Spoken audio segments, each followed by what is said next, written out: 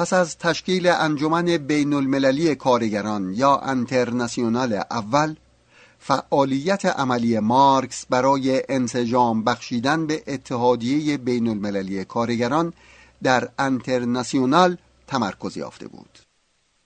ارتباط با جنبش کارگری کشورهای مختلف، تدارک اجلاس‌های بین المللی کارگری، تدوین گزارشات، تهیه قطعنامه‌های مربوط به مسائل تکتیکی جنبش کارگری، مطالبات فوری کارگران و مباحثات درونی شورای عمومی مجموعه وظایفی بودند که بر دوش مارکس قرار داشت. مارکس همواره تلاش می‌کرد کارگرانی را که در آن مقطع تحت تأثیر گرایشات سوسیالیستی مختلف قرار داشتند با وجود اختلافات متحد سازند. اما این بدان معنا نبود که گذشت‌های غیر اصولی کنند یا از تلاش برای افشاء و انفراد گرایشات سوسیالیستی غیر کارگری دست بردارند.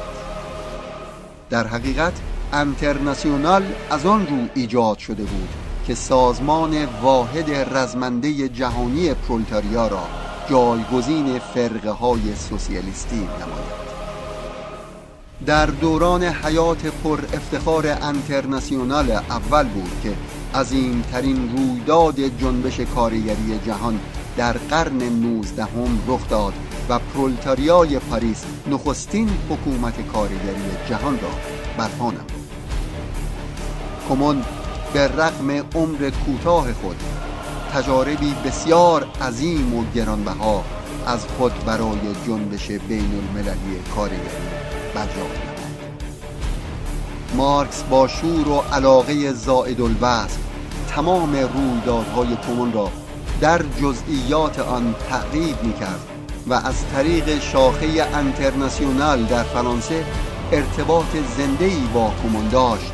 این تجارب ارزشمند را در اثر معروف خود خطابیه مه 1871 شورای عمومی انترناسیونال یا آنچه که معروف است جنگ داخلی در فرانسه جمع بندی کرد.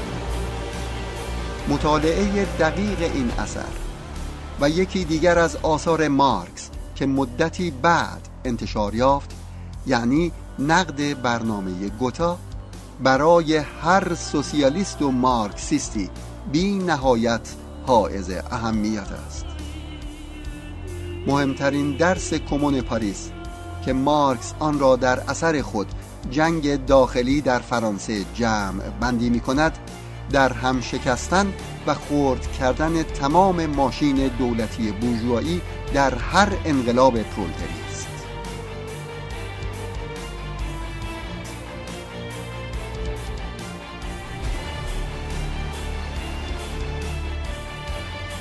در پی شکست کمون پاریس سرکوب پرولتاریا افزایش یافت و انترناسیونال تحت فشار و تضییقات متعددی قرار گرفت.